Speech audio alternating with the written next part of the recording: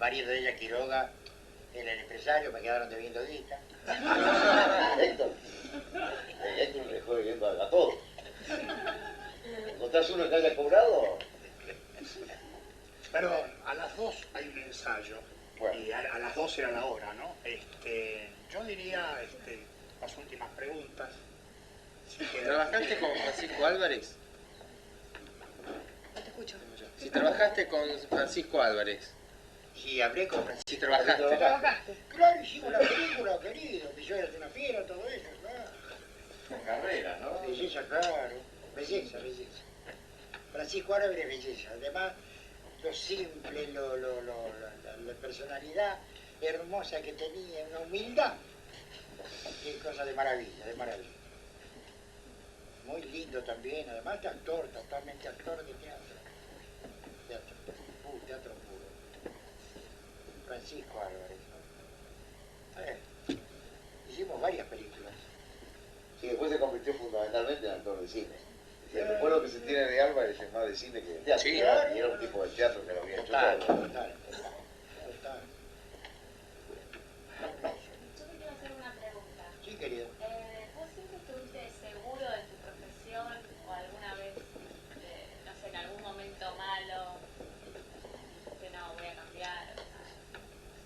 No tuve oportunidad de cambiar porque tuve que vivir siempre de esto en mi vida. Cuando era con la música, era con la revista de la comedia, la película. Siempre me salía un contratito que me salvaba al mes. Así que es una cosa que jamás, creo que además si no estuve condicionado para el teatro, estuve menos para otra cosa. Para lo otro también tenés que tener no tengo escuela, tengo tercer grado primario nada más. Esto fue una frustración de mi vida también. Porque hay que estudiar siempre, cada día más. No hay que parar de estudiar.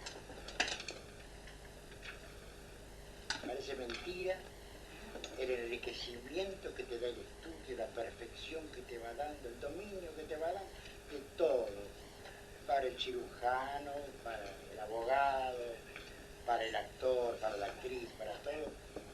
Indiscutiblemente el estudio es primordial en todo ser humano. El que no estudia se queda. Y se puede destacar por la suerte de que se sacó la lotería, ¿te das cuenta? Pero nada más. Pues vos ya que como que se hizo tarde, nos terminó el tiempo, pero nos quedó pendiente esto de la participación, porque siempre a nosotros nos interesa participar con la figura invitada y poder tomar de esto que decíamos, de poder copiar.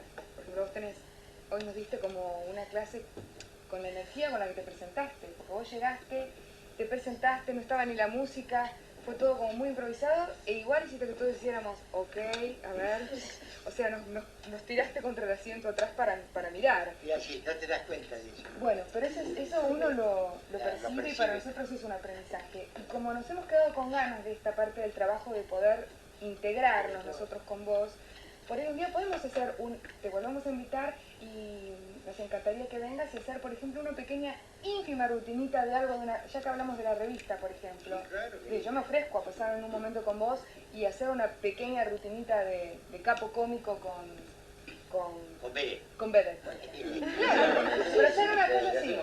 Yo me ofrezco, digamos, para que... Claro.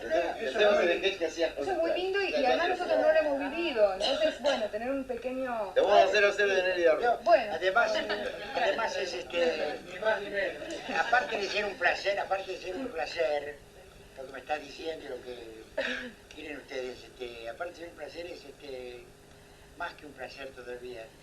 Me da mucho gusto, te das cuenta que me lo pidan y que consideren que yo puedo ser útil en eso. Claro. Muchas gracias. No, gracias a vos.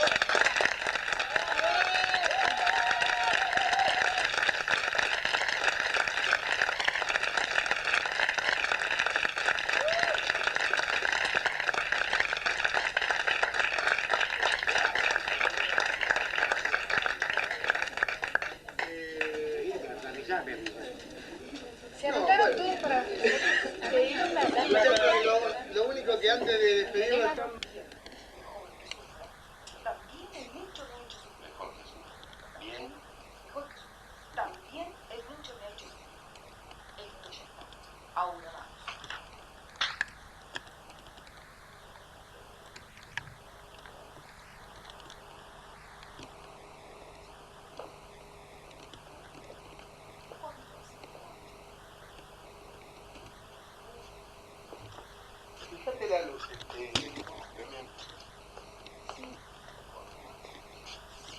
¿Tenés luz bien? Sí. Abrir este tercer encuentro diciéndole algunas cositas, no por darles la lata, para gonfiarlos un poco, sino porque creo que hay algunas cosas que son buenas explicarlas, aunque habíamos dicho que este encuentro iba a tratar de ser lo menos académico y explicativo posible. Pero a veces es necesario para darle un marco de contención a esto que estamos haciendo. Bueno, digo, ¿qué tal? En función de lo que me ha ido ocurriendo en la semana, porque bueno, algunos compañeros actores me han preguntado cosas que me parecían que quedaban claras para todo el mundo, o algunos estudiantes, entonces rápidamente me interesaría darle ese marco, aunque no sea total. Algunas explicaciones de funcionamiento. Nosotros abrimos este encuentro con la idea de que fuese esto de en busca de la herencia, algo así como un viaje en el tiempo. Y esto es muy difícil de planificar por varias razones, porque no se puede esclarecer con anterioridad a todos qué invitados vamos a tener cada vez. Por lo tanto, ¿cómo te va? Esto es un poco difícil de planificarlo, en el caso de poder tener una continuidad de programación, o sea, qué temas vamos a ir viendo cada vez. En este sentido, ¿qué quiero decir? Que los que tenemos que ir preparándonos somos nosotros, los que estamos, en cuanto al repertorio, al estilo, al conocimiento que tenemos que tener con respecto a los temas que vamos a ir viendo. Y nuestros invitados van a ser un poco lo que podemos ir armando semana a semana, debido a una cosa muy elemental que tiene que ver con las posibilidades de cada uno de estos actores grandes, que a la vez tienen no solamente problemas de tipo personal en algunos casos, o a veces de salud, o a veces de estado anímico, u otros tipos de inconvenientes que de alguna manera nosotros lo tenemos que ir salvando y vemos si va este sábado o va este otro. ¿Esto qué quiere decir? Habíamos hecho alguna programación, algunas ideas, que si queríamos ver un poco del tema del radioteatro, del sainete o del grotesco, o de cosas por el estilo.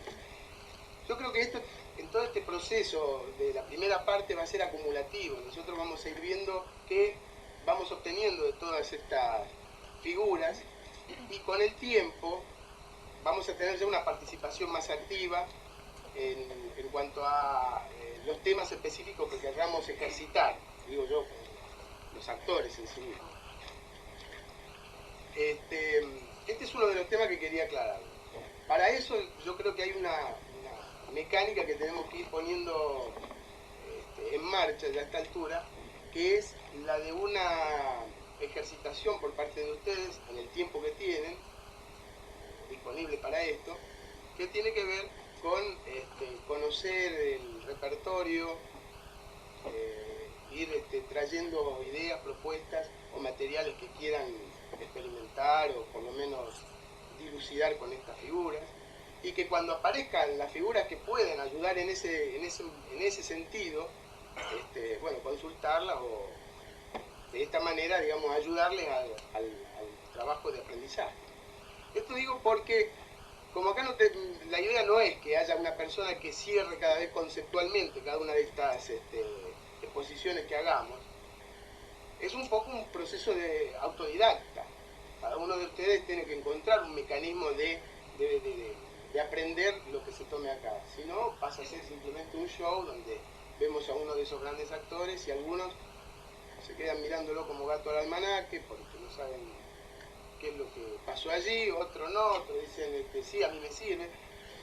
Pero bueno, lo importante es que a cada uno le sirva para algo en cuanto a que extraiga alguna conclusión desde el oficio.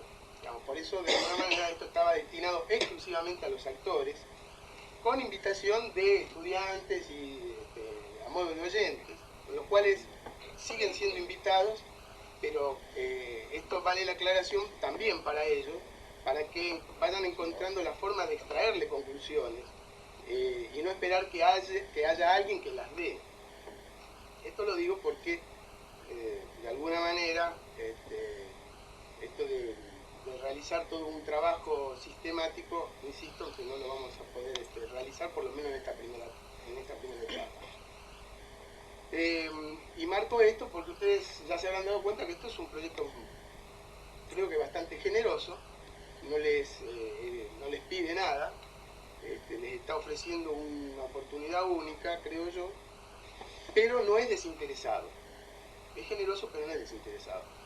Recalco que el objetivo, el interés que nos movió a los que nos pusimos a hacer esto, es porque queremos de alguna manera conseguir un grupo de pertenencia, un grupo que recoja el guante, recoja estos elementos y encuentre la forma, la dinámica de ir practicándolo, poniéndolo de nuevo en vigencia.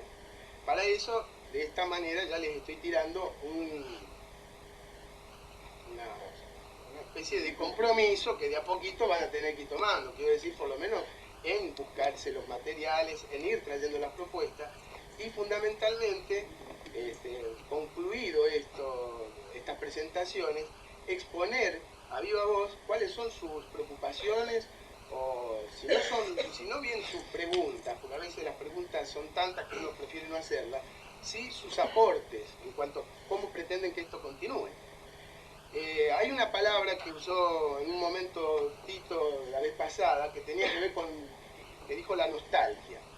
Muchas veces la nostalgia es una palabra que sonó a romántica o a recalcitrante o qué sé yo, que no denotaba o que denotaba realmente lo que pretendía ensalzar. Y la nostalgia en realidad es un poco lo que nos movió a muchos a tomar esto, ¿sí? Bien utilizada, este placer de estar triste, que es la nostalgia, digo yo, ¿no?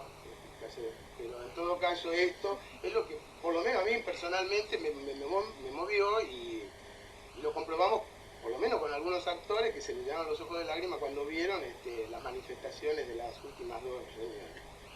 Si nosotros nos dejamos mover por este sentimiento, creo que va a ser el que nos va a conducir mejor afectivamente en este proyecto. Pero hay mucha gente que lamentablemente no tiene nostalgia. Entonces esa gente va a tener que abundar en el estudio, en el conocimiento. Es la única manera de encontrar un nexo que encuentre la justificación de por qué está acá. Así que esto ya es tarea también para el hogar. Digamos, ponerse a leer, ponerse a estudiar, ponerse a saber por qué vinimos acá, para qué estamos. Por ahí algunos de este discurso es medio gratuito, pero para muchos otros, debido a las consultas que me han hecho, creo que les cabe porque les aclara por qué llegamos a esta conclusión de hacer esto de esta manera, pudiéndolo haber hecho como un clásico taller donde alguien expone, y acá tenemos personas, porque Pelletier podría dar conferencias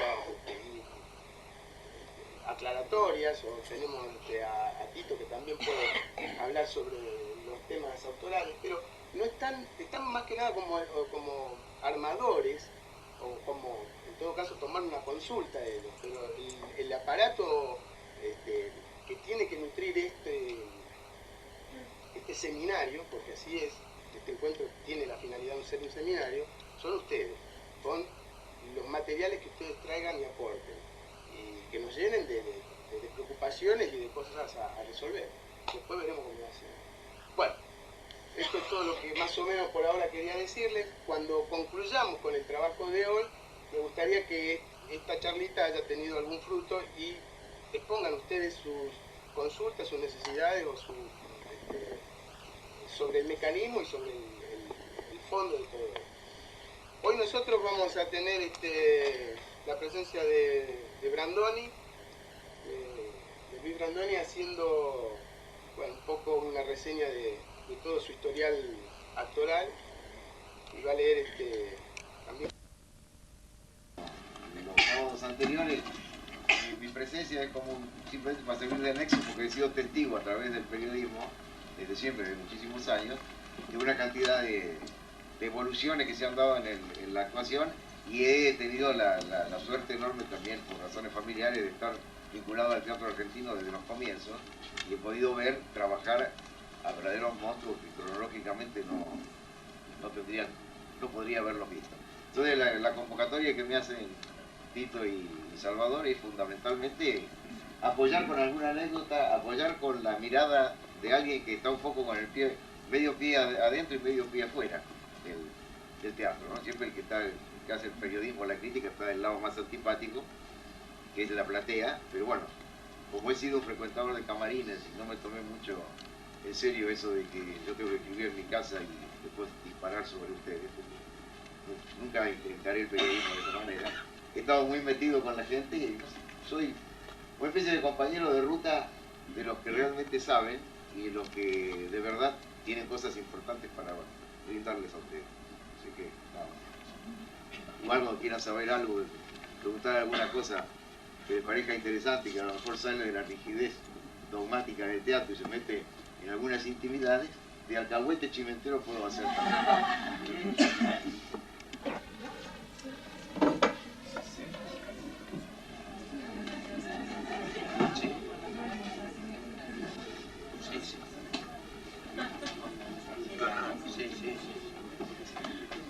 Muy bien, buen día. Vos un sketch, te dan los pies, yo lo hago en los remates. No sé bien cómo empezar, por eso me va a ayudar un poco Rómulo a esto, pero quiero decir antes que nada que mi presencia acá y en fin, en algunas otras reuniones para ver cómo se organizaba esto, responde sencillamente a una necesidad personal que vengo sintiendo desde hace un tiempo a esta parte y que sintonizó perfectamente con la idea de Salvador. Por eso me sumé con entusiasmo a esto, porque me parece que es oportuno este tipo de reuniones, este encuentro, me parece oportuno. Hay cosas que han quedado muy atrás, hay cosas que no se conocen, hay cosas que han sido olvidadas, y me parece que, y por el resultado, por lo menos de la primera reunión que yo tuve, la otra no, pero me la han referido, se está estableciendo, me da la sensación, una especie de vínculo amoroso, afectivo, con quienes han estado acá. Y estas no son, desde luego, no vamos a tener ninguna posibilidad de hacer un trabajo sistemático. Yo soy incapaz de poder hacer una cosa así. Pero está bien, se hace lo que se puede. Y no se trata de un curso esto, sino de un encuentro entre actores viejos y actores más jóvenes y otros mucho más jóvenes y otros agraviantemente jóvenes. Y es reconocernos. Y como me decían a mí el conservatorio es como una gran galería comercial, lo que hoy en castellano más actualizado se llama shopping, antes se llamaba galería comercial, donde hay una cantidad de escaparates. Estas eran las opciones, las materias, los maestros que teníamos en el conservatorio, y había que entresacar, que elegir, tomarnos nosotros la responsabilidad de elegir. Salvador en la primera reunión lo dijo de una manera mucho más gráfica, robar en el sentido más afectuoso de la palabra. De modo que espero poder interesarlos en alguna cosa en ese sentido, y después vemos cómo lo terminamos. Sí, además quiero decirle que hay como un salto cronológico de lo que fueron las reuniones anteriores con Jorge Luz y con Hugo Andreu, que evidentemente son mucho mayores que Beto. Mucho mayor, no, mucho, muchísimo. Claro, Sí, pero son viejos, ancianos. Bueno, pero lo que ocurre, hay una cosa, Beto no solo puso toda su fuerza y todo su entusiasmo en el proyecto desde el principio, realmente forma parte del grupo inicial de esto, sino que es el actor del teatro argentino. La idea es recuperar acá las fuentes de la actuación, pero en referencia al teatro argentino. Por eso se pensó en la revista, se piensa en el sainete y en el grotesco. Estamos hablando fundamentalmente del Teatro Nacional, y no cabe duda de que Beto le tocó, y lo hizo maravillosamente bien, armar el gran personaje del costumbrismo a través de autores fundamentales, es decir, creo que también con Tito has trabajado, desde luego, pero es un poco, este es el gran intérprete de Oscar Viale, que ha sido uno de los grandes autores argentinos y que escribía maravillosamente bien y estaba ya al borde, a mi manera de entender esto, pues discutirlo Peretieri, que sabe muchísimo de historia del teatro, estaba un poco al borde de la fractura entre lo que podía ser el realismo o el naturalismo con una fuga hacia otra cosa. Y eso le daba al teatro de Viale un interés enorme y una atracción enorme. Brandoni ha sido su gran intérprete en el teatro y en el cine, y me parece que justamente por esa captación inmediata que él tiene, instintiva, de lo nuestro, de nuestros personajes, lo cual no significa, no lo digo porque esté ahora aplicado, que no pueda hacer personajes de obras extranjeras, porque los hizo Rosencrantz y Gil, que han muerto, de una obra muy difícil de Tom Stoppard, que lo hiciste muy bien, pero es fundamentalmente, como usted piensa, el método Brandoni se sobreimprime una imagen de barrio. Esto no cabe absolutamente ninguna duda. Entonces me parece que nos pareció a todos que no solo por ser parte del proyecto, sino ahora, como lo dijo Salvador en el comienzo, abriéndolo de la organización, es el actor perfecto para que pegue un salto generacional, para que no crean ustedes que necesariamente en los documentos de los actores invitados haya que sumar 80, 82, 85 años. Es decir, va a haber toda la generación intermedia y fundamentalmente él, como los otros, van a servir para hacer esa polea de transmisión. ¿Por vos qué querés hacer? ¿Querés leer algo con él? ¿Querés hacer una cosa tuya? No, quiero contar algo. Es decir, que yo soy un viejo prematuro, digamos. Escolásticamente sí, eso es lo que es el teatro. No, quiero contar un poco cómo llego hasta acá, brevemente, no se asusten. Yo fui alumno del conservatorio entre 1958 y 1961, hice los 4 años de entonces, que era el curso completo. Para mí fue determinante esa formación. A nosotros, como suelo decirlo yo, nos criaron de una manera, y quienes hayan pasado por esos claustros creo que están señalados por una forma de encarar la profesión desde el punto de vista de la ética profesional, y una formación actoral y una cierta base de conocimiento bastante más amplia que la que hace el instrumento que somos nosotros mismos. Y ahí aprendí, entre otras cosas, a escuchar a los mayores. Y de eso sí me puedo sentir orgulloso de haberlo hecho, de haber escuchado siempre a los mayores, porque yo tenía como la necesidad. No es el caso de Gogó, que es un hombre que viene de prosapia teatral, él nació en un teatro, no era mi caso, y seguramente yo tendría alguna necesidad de tener pertenencia, de reconocer a mis predecesores, a mis antepasados, y siempre me gustó además la anécdota, el comentario, las historias que se contaban de los actores. Y yo tuve una formación bastante ecléctica, digamos, y me tocó en suerte empezar a trabajar enseguida que egresé del conservatorio. Hice un repertorio muy variado, tuve la suerte de estar 2 años en el elenco estable de la Comedia Nacional, en 1964 y 65. Por entonces la comedia no trabajaba en el Cervantes porque estaban rehaciendo su escenario. Ustedes sabrán que en una noche fatídica se produjo un foco de incendio en el escenario del Teatro Cervantes, y un hombre que todavía vive y que lo siente como su casa, que se llama Víctor Ro, fue el que tiró el telón de seguridad y salvó al Teatro Cervantes, se quemó el escenario. Y eso llevó muchos años, la reconstrucción. Por eso hay una diferencia tan grande desde el punto de vista arquitectónico entre la sala y lo que es la parte de la Avenida Córdoba con sus 10 pisos. Esto es lo que se hizo después. Entre tanto, la Comedia Nacional sigue funcionando. Debuté en el Teatro Argentino, teatro que también ha desaparecido, en la calle Bartolomé Mitre, y después el resto del tiempo estuvimos en el Teatro San Martín. Por aquel entonces, decía, se hacían las obras durante 45 días, más o menos. De tal manera que yo durante los 2 años que estuve contratado allí, tuve la suerte extraordinaria para un actor joven de hacer 9 temporadas. Y allí hice Armando Discépolo, estrenamos a Julio Mauricio, porque había un concurso de autores noveles, hice a Shakespeare, hice Molière, hice García Lorca, hice Gregorio de la Ferrer, hicimos a don Ricardo Rojas en Ollanta, y digamos un repertorio muy ecléctico, y después empecé a trabajar por fuera de la Comedia Nacional.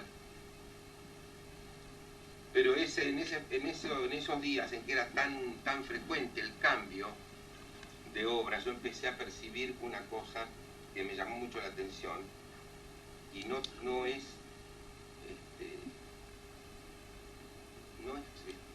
estrictamente cualitativa la diferencia, pero había una diferencia sustancial en la reacción del público cuando hacíamos un texto traducido a cuando hacíamos un texto nacional.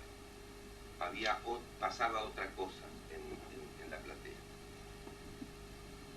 Bueno, pude hacer un repertorio muy diverso, muy caótico si ustedes quieren, porque hice a Tom Stoppard, hice a Ambrosev en tango, en fin, hice El Inspector de Gogol,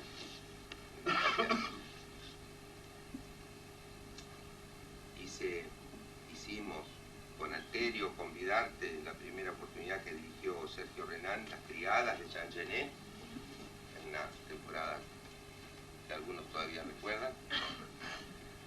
Y fue entonces que por un episodio no muy grato, nosotros teníamos en carpeta la posibilidad de hacer Simón el Caballero de Indias, de Hermann Rosenmacher, que no se pudo hacer en ese teatro. Ahí yo me separé de esa compañía y me propuse hacer Teatro Nacional porque me parecía que era lo que debía hacer. Y estoy contento de esa elección. Desde entonces, 1971, hasta 1997, en que hice mi última temporada de teatro con Siempre que llovió paró, hice exclusivamente teatro argentino, con una sola excepción en el año 78 que hice Postdata, Tu gato ha muerto. Y así tuve la oportunidad de estrenar a grandes autores.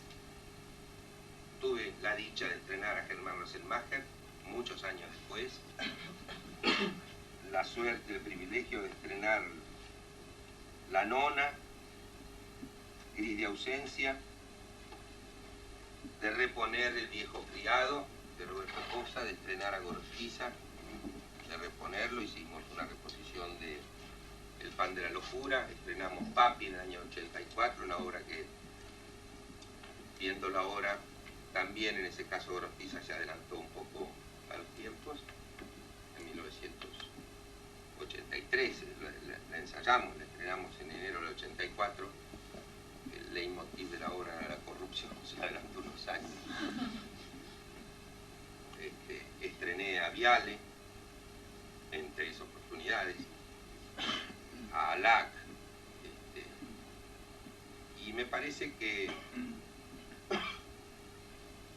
haber cumplido con un rol que los actores tenemos la obligación de cumplir, que es dar a conocer no solo a nuestros autores, a nuestras historias, a nuestro lenguaje, a nuestros personajes.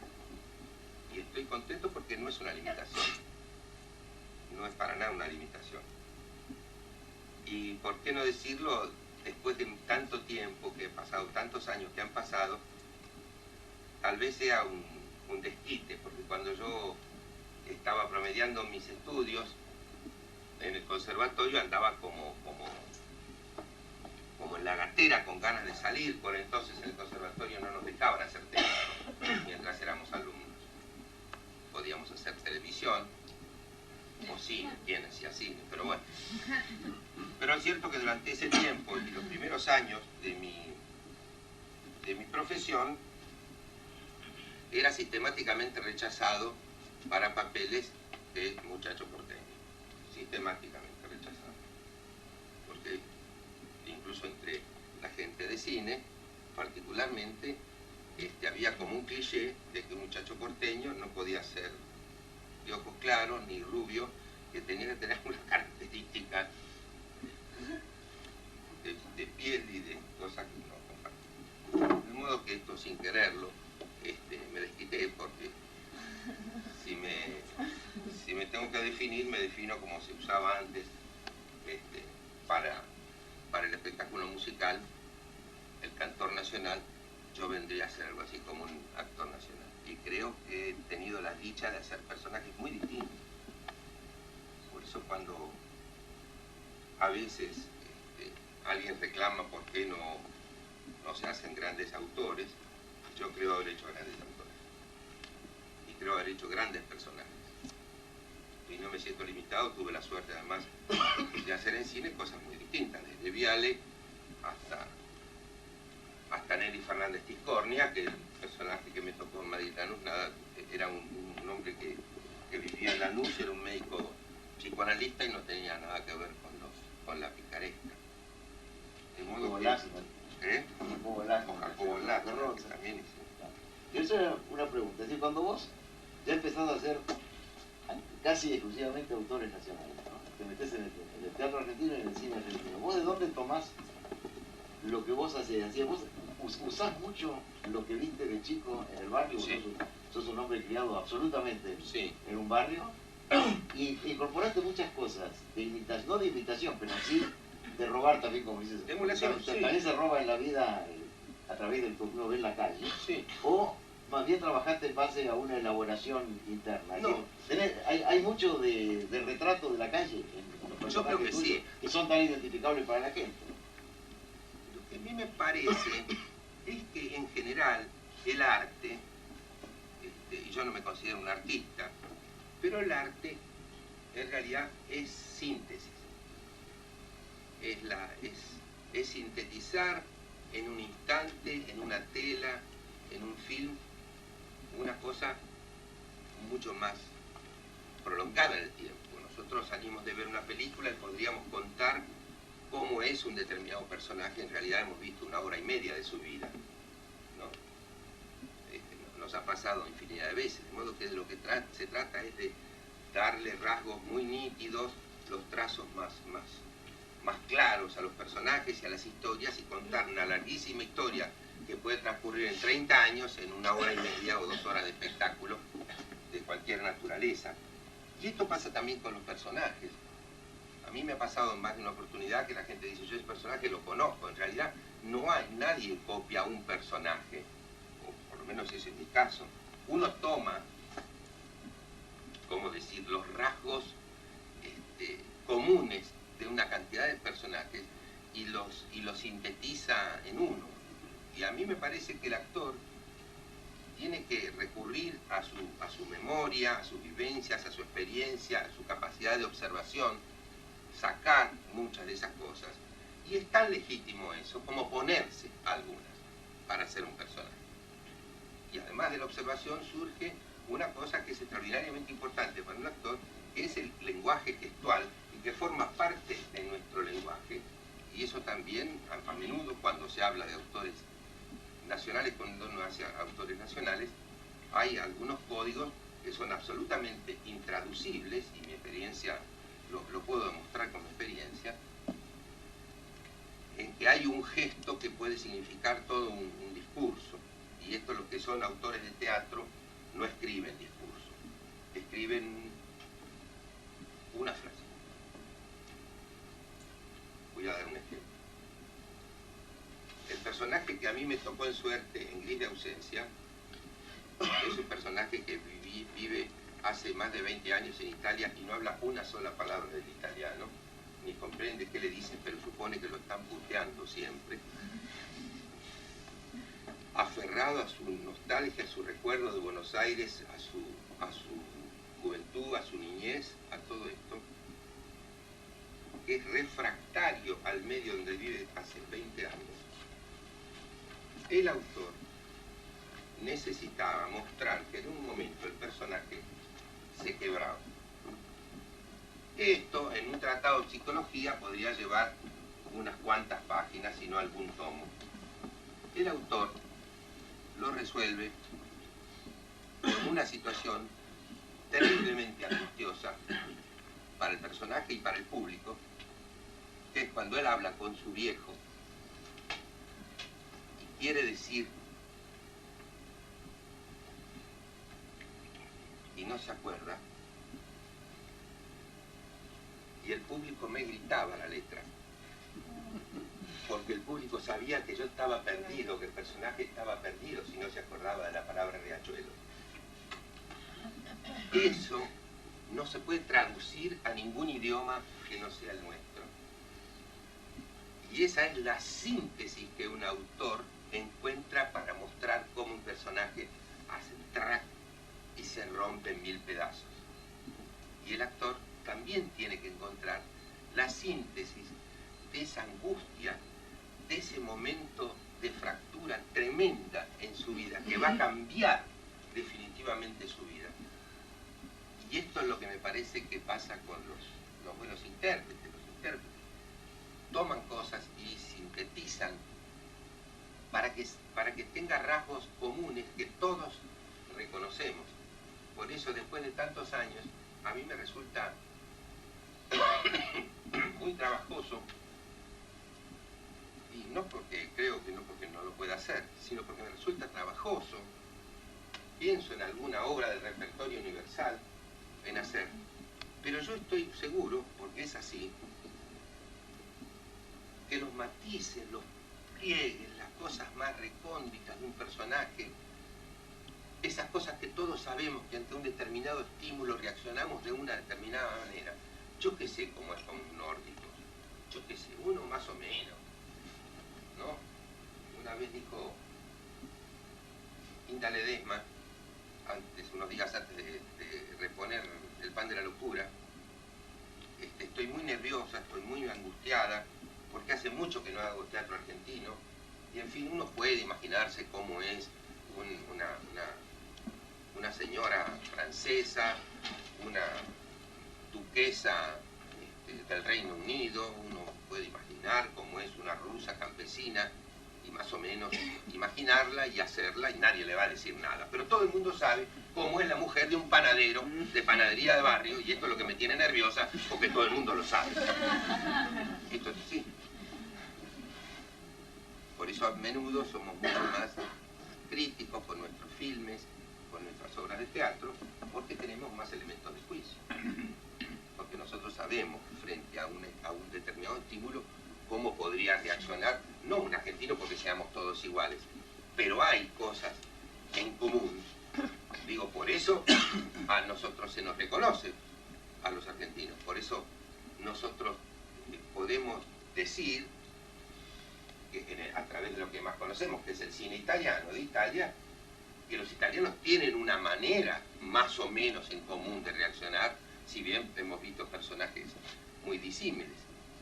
Pero me parece que de eso se trata. Entonces, a mí me da un poco de temor no poder conocer esas cosas, esos pliegues, esos pequeños matices que hacen que uno pueda dibujar con nitidez un personaje, una situación, resolverla o crearla. Entonces, para terminar de contestarte largamente esta pregunta,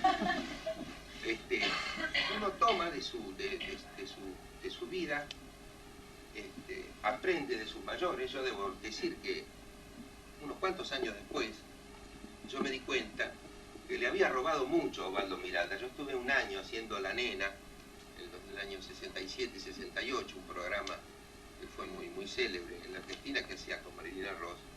Yo estuve un año, por entonces la televisión se ensayábamos 3 días, un programa de media hora, que ensayábamos. Y después de mucho tiempo yo me di cuenta que le robé. Y le robé a Marquitos, y algo me debe haber dejado Pedro López Lagar.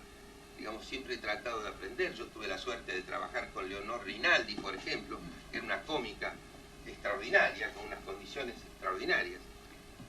Y siempre algo queda. Y uno, en fin, aunque más no sea por ósmosis, le quedan algunas cosas.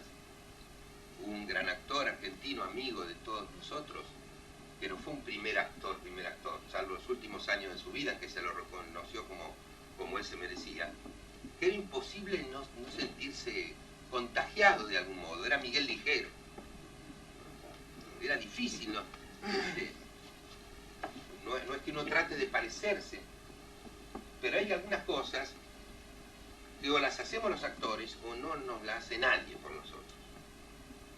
No hay ningún director del mundo, ni de teatro, ni de música, capaz de marcarle a un instrumentista o a un actor cuál es el tiempo de reacción de un determinado parlamento.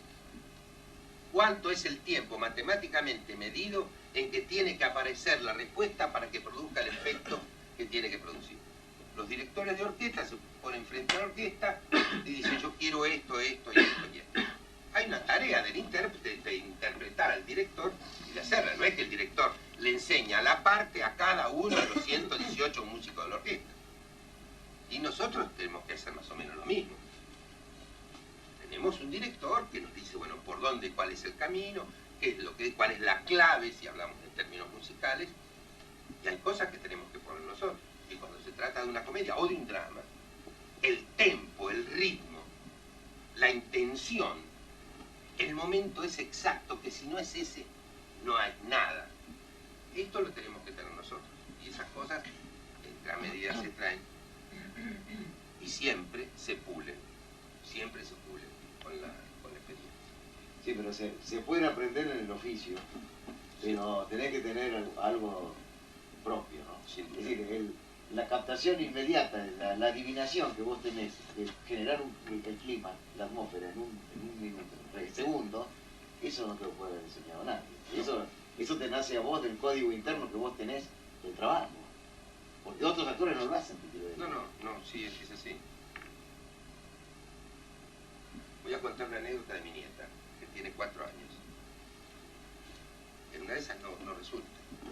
Pero a mí me parece que es muy impresionante. En general, los chicos, cuando hacen gracias, o recitan un verso, o bailan o algo así, controlan al espectador, ¿no? Están delante, mira al padre, a la tía, a la abuela, pero controlando. Esta criatura, nunca he visto, empieza a bailar, suponte que baila frente al padre, a la tía, que baila, y de repente se da vuelta y sigue bailando, en la convicción de que la está mirando. Digo, no, esa es la diferencia. No tienes ninguna duda. Ella puede dejar de mirar porque sabe que la está mirando. Esa no es actriz, no va a ser actriz. Pero digamos, esa especie de seguridad, de esa convicción, eso sí, me parece que no se aprende. Lo que se pule es el instrumento. Nosotros somos instrumentos de nosotros mismos. Entonces es imprescindible el estudio, la observación, el pulirnos. Me cuentan que son muchos los que vienen por primera vez. Hoy no son los menos. Sí. Bueno, pero la mayoría han estado el sábado pasado con Gogo. Me dicen que Gogo dijo: suerte ustedes que pueden estudiar, estudien. Y es verdad, porque él es un autodidacta, como muchísimos otros. Sí, ¿no habrá un poquito de agua o algo así?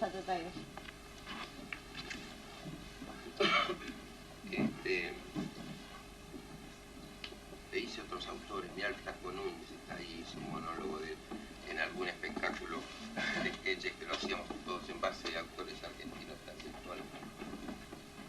Bueno, ¿qué más? No, te quería decir, como para rematar todo esto que vos acabas de decir, que también hay una gran soledad del actor cuando de pronto el compañero que tiene no se maneja en el nivel, ¿no? Es decir, ahí vos te tenés que generar un vínculo con el compañero del escenario. Me ha ocurrido de ver actores que están en absoluta soledad, capaces de generar esas atmósferas, esos climas, y de pronto del otro lado no está la comunicación, ¿no? Lo que se llama el vínculo, que puede darse o no. Eso es bastante misterioso, porque no es... No pasa por la calidad interpretativa. No pasa por ahí, ni pasa por el afecto personal con el otro intérprete.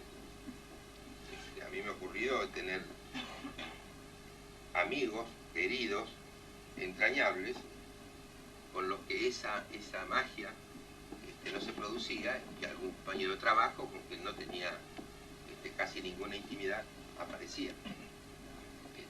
Eso es muy misterioso, eso es misterioso.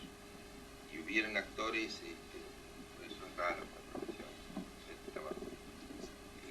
Hemos conocido gente muy brillante desde el punto de vista intelectual, que no podían transmitir en términos emocionales, que es lo que somos nosotros.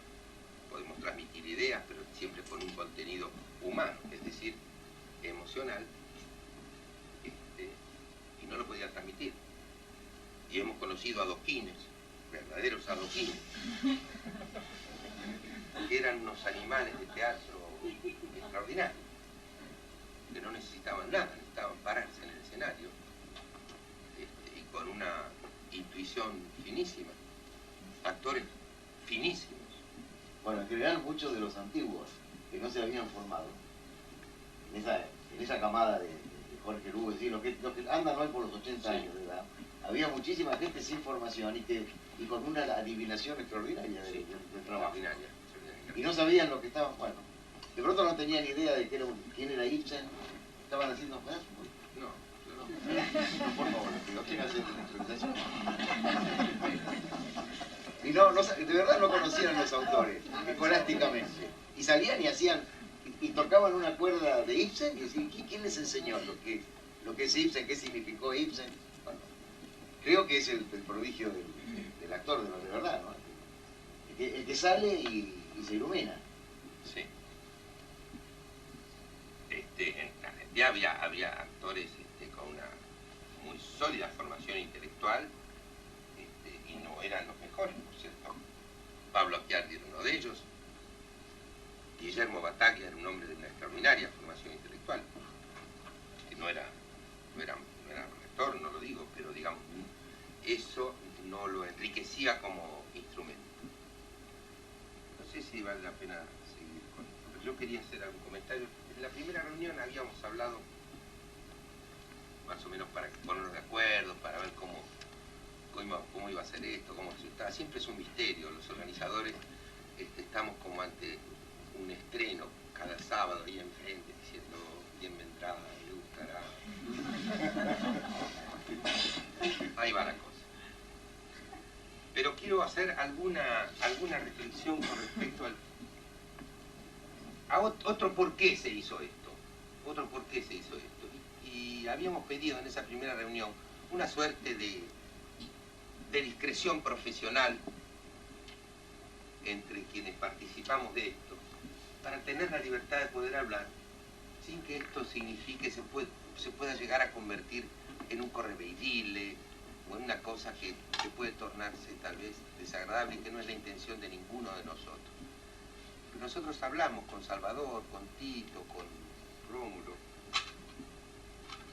¿por qué no decirlo?, de una cierta preocupación porque no se está apuntando en la formación de los actores a los personajes. Creo que hay una tendencia un tanto generalizada de instruir al alumno de teatro en algunas habilidades que tengan como resultado una extraordinaria naturalidad, ningún embaramiento, ninguna impostación, y ver la forma más habilidosa de acercar los personajes al intérprete. Y a mí me parece que el oficio del actor es al revés. El oficio del actor es como ese hombre, esa mujer, ese muchacho, esa chica, se convierten en arcilla y se ponen de la forma que imaginan él y el director, pasando en esos datos que da el autor, en la forma del personaje. Me parece que nos da la sensación, la preocupación que para nosotros era verdaderamente obsesiva en el conservatorio, de encontrarle una manera de hablar, una forma de moverse, un andar, unas cosas para acercarse al personaje y tratar de ser en lo posible, esto era el ideal que nos planteaba en el conservatorio el actor, que no sea casi reconocible, salvo por su voz, por sus características físicas, ¿no?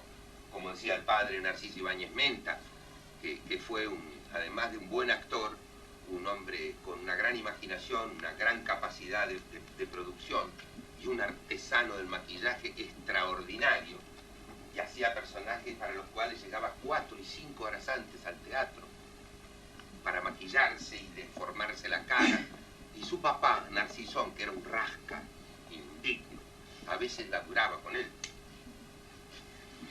y otras veces no, pero me contaban que en algunas cosas hacía una pasada nada más Narcisón, pasaba de un lado al otro del escenario, estaba el público ahí, y se maquillaba la parte que se le veía, de rasca que era.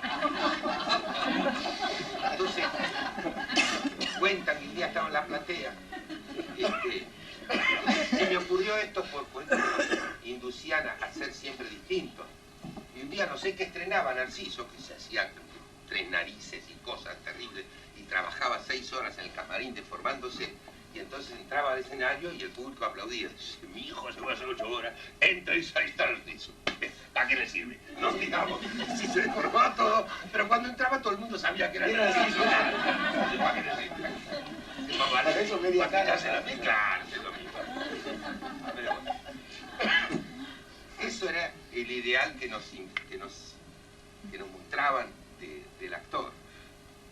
Yo recuerdo que Néstor Nocera, que fue nuestro maestro de primer año, el gran maestro de primer año, decía, nadie debería poder llevar un smoking en forma más elegante que un actor. Ni nadie debería ser más miserable, más andrajoso haciendo un linchera que un actor que haga de linchera. Era como definir en qué nos poníamos, qué nos incorporábamos. Y me parece que en esto también fue uno de los motivos de este encuentro.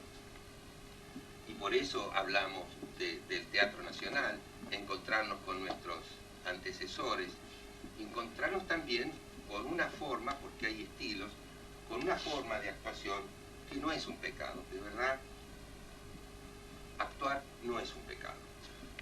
Es bueno, los actores argentinos estamos considerados en los lugares donde se nos conoce, en América Latina, particularmente en España, también en Italia, como actores con una extraordinaria naturalidad y muy dúctiles. Me parece que nos estamos pasando la raya. Y digo porque pareciera ser que el expresar con claridad los sentimientos, encontrar los matices que todos nosotros en la vida diaria tenemos, es válido, es legítimo, es necesario para un espectáculo.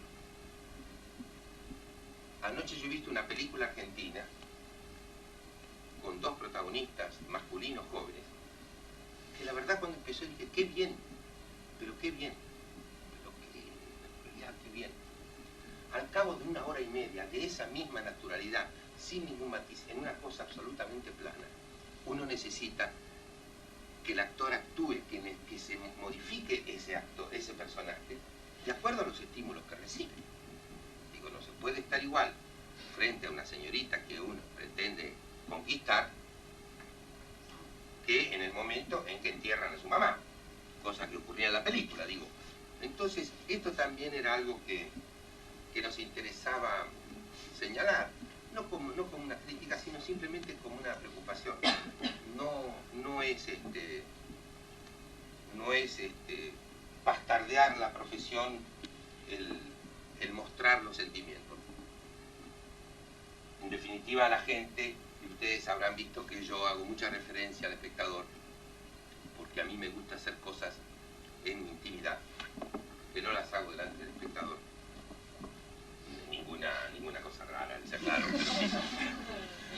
Pero en mi profesión, yo tengo claro que yo tengo que ser un transmisor entre lo que escribe el autor, esos problemas, esas emociones, esas circunstancias que plantea aquí el espectador.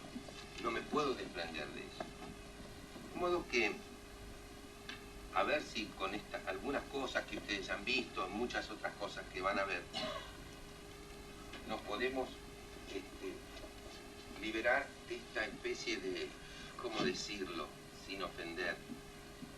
Esta especie de obsesión de ser muy naturales y muy nosotros, para evitar que alguien piense que estamos actuando. Yo creo que los actores debemos actuar, debemos mostrar las emociones, porque en definitiva la gente va a ver eso, la gente va a ver eso. Y digo que es bastante menos importante lo que el actor siente cuando está actuando que lo que hace sentir. Yo creo que lo más importante es lo que produce en el espectador.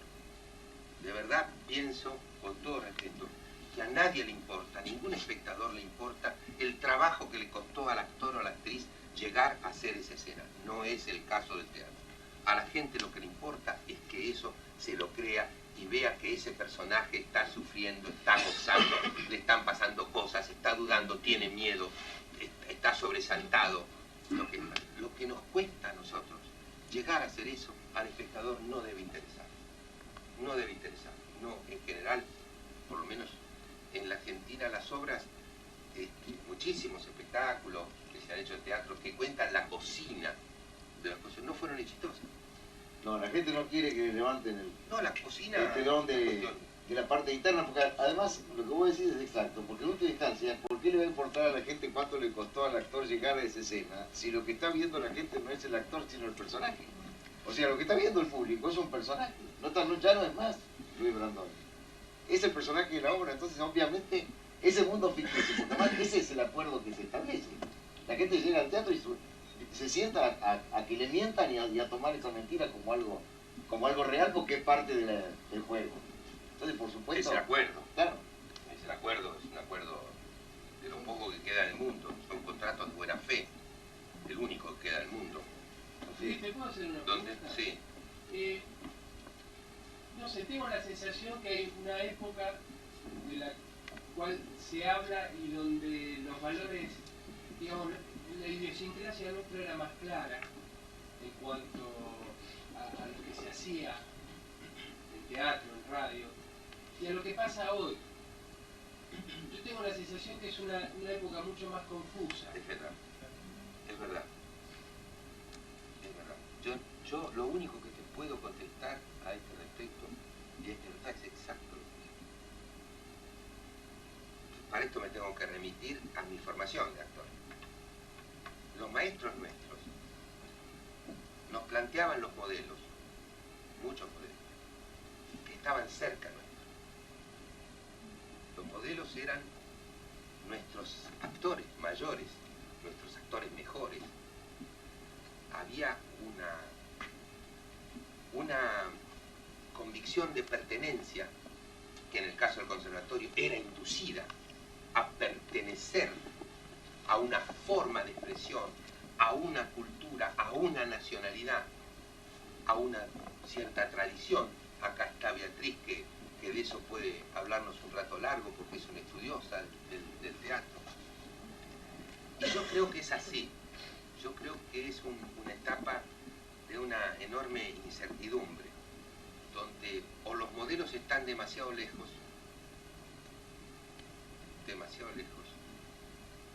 y a mí eso me angustia profundamente, porque teniendo los modelos muy lejos y a menudo muy altos, lo más probable es que cuando terminemos nuestro periodo de estudio nos hayamos recibido de actores frustrados, porque en definitiva lo que vamos a encontrar es que nuestras posibilidades de trabajo son aquí, en este teatro, en el otro, con gente que conocemos. Y de pronto decir, todo esto que he soñado, que he imaginado, es para esto. Un día nos llaman para hacer televisión y se toma, pibe, mañana a la mañana, venía a las 9 menos un cuarto, que... ¿Cómo es esto? ¿Qué pasó? Si yo quería ser Robert De Niro. Yo creo que eso es muy riesgoso, Tony, muy riesgoso. No sé si es eso lo que estás preguntando, pero hay como una incertidumbre de qué es lo que en realidad debemos hacer. Esto también forma parte de del motor que que nos hizo llegar hasta acá. Tengo la sensación que todo nuestro trabajo está basado directamente con la situación social que nos rodea en el momento en que nosotros emprendemos una acción, digamos, hacer una obra de teatro. Lo que en este momento yo creo que hay un descrédito tan grande, no sé si ha sido un plan, ya eso sería meternos en otro lugar, pero aquí ahora hay un descrédito tan grande de todos de las instituciones, de nuestros mayores, no de nuestros mayores queridos, Sí. de aquellos que supuestamente tendrían que tener el rol de sabios, digamos, que de alguna manera conducirían, tanto ideológicamente como éticamente, como por donde uno, digamos, sentirse contenido para representar estos valores. Hoy estos valores realmente son de sospecha, son de... Entonces, nosotros como actores, desesperados por actuar, a veces nos encontramos ante una, digamos, si nosotros vamos a hacer un sainete, ¿de qué tiempos vamos a hablar? ¿De qué tiempo, de dónde nos podemos agarrar e identificar para generar una verdad, aunque sea representada, pero una verdad que a todos nos identifique? Digamos, esto es una pregunta que yo me hice el primer día y me lo sigo haciendo. Como actor yo tengo ganas de, y lo mismo me pasó la otra vez, de estar haciendo. Hay un lugar donde no sé dónde colocar el cuerpo. Sí. Está bien. Y es así, pero entonces, ¿cómo hacíamos nosotros? Pero por eso, Digo, a ver, vamos a ver, ¿cómo hacíamos nosotros? Pero la pregunta era, por eso te dice, la primera pregunta era, en aquella época las cosas eran más claras.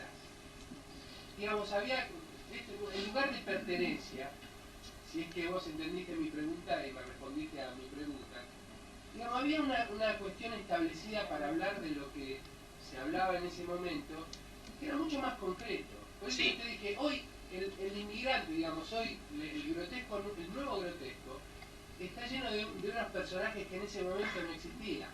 Yo me crié en Devoto, enfrente tenía el ruso, en la esquina estaba el japonés con la tintorería, en el almacén de al lado estaba el turco, y mis viejos eran italianos. Todavía pude vivir un poco de eso, ¿no? Éramos los hijos de Claro, los pero primeros inmigrantes. yo no circunscribiría esto al tema del grotesco y del sainete, porque yo creo que hay un teatro también olvidado, que es mucho más reciente, Entonces yo te cuento, ¿dónde nos ponemos? Esto es lo que está planteando uno. A ver, ¿dónde nos ponemos? Esta es la pregunta.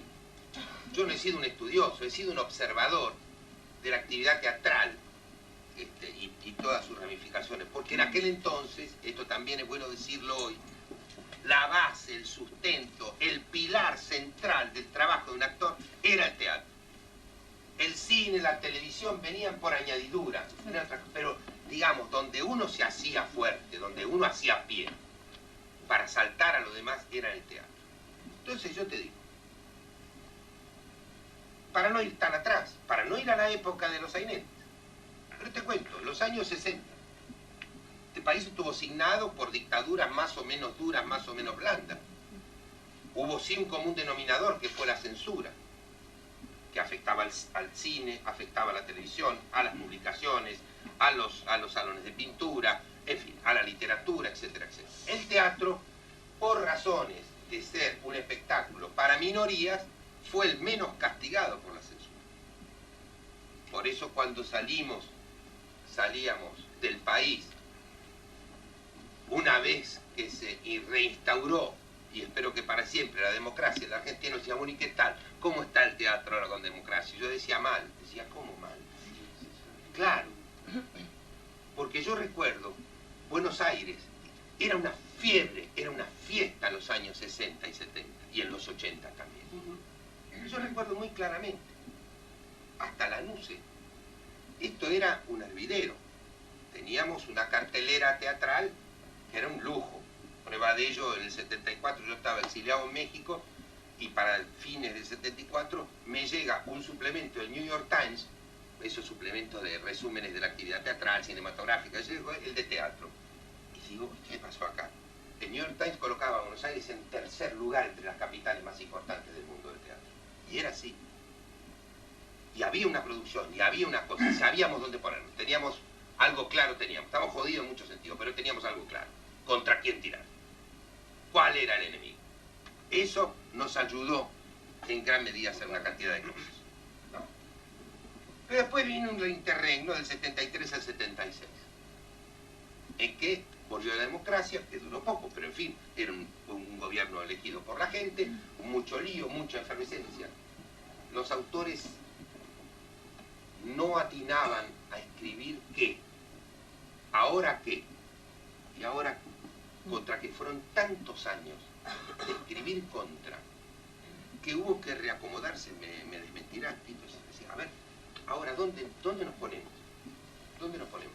Y a los actores nos pasó por consecuencia lo mismo. Y después vino la dictadura, la última. Y entonces todos sabíamos dónde nos teníamos que poner, cuál era la trinchera nuestra. No hablo de un teatro estrictamente político, porque hemos hecho teatro durante la dictadura que no tenía nada de político, pero un panfleto. Digo, algunas presencias en algunos escenarios eran de por sí un hecho político. Pero además sabíamos dónde apuntar. Y además, porque no era un teatro estrictamente militante desde el punto de vista político. Era hacer teatro, era conmover a la gente, era emocionar a la gente, era sacarlos de esa ansiedad, de esa angustia, de ese clima. Y encontramos un lugar. Ahora hay un enorme desconcierto, porque no sabemos si tirar contra esto, contra aquello. A favor de nadie, Dios nos libre y nos guarde, hacer algo a favor de alguien. Claro, de lo que sea, ¿eh? Digo, de lo que sea. Entonces, de repente aparece el cartero. Y la gente va y dice, ay, esto es lo que a mí me gustaba cuando era chico, yo iba al cine y lloraba. Esto es lo que pasa. Porque además hay una cantidad de cine que se ve mucho más que el teatro, cine sin contenido ninguno, en general sin emociones, los sentimientos son descremados, sin colesterol, y esto también nos crea a nosotros una cierta incertidumbre de qué es lo que vamos a contar. Y lo que me da la sensación es que en el cine argentino, más o menos en general, y en el teatro, no aparece el sentimiento, la emoción, el dolor, y entonces de repente aparece un espectáculo chiquitito así, que yo lo vi acá, que se llamó Venecia, y que la gente salía transportada del teatro, porque se habían emocionado con una ilusión, con una cosa. ¿Tiene un trasfondo político? Tal vez, no sé, es posible. Está contando un lugar miserable, un prostíbulo indigno en una provincia, está contando.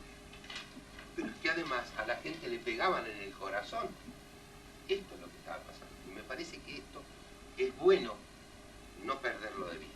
No sé si yo te puedo responder y reubicarte, si es fácil. Sí, no. Ayudar a que encuentres tu lugar. Por ahí la diferencia es que antes la mayoría de los espectáculos generaban, digo la mayoría porque había un camino mucho más claro, y de repente aparece una obra, dos obras, ¿no? que hacen un poco la excepción a la regla, digamos, de lo que menos siente que se está viendo en estos días, ¿no? Pero bueno, otro de los motivos por los cuales se nos dio por hacer estos encuentros es para instarlos, inducirlos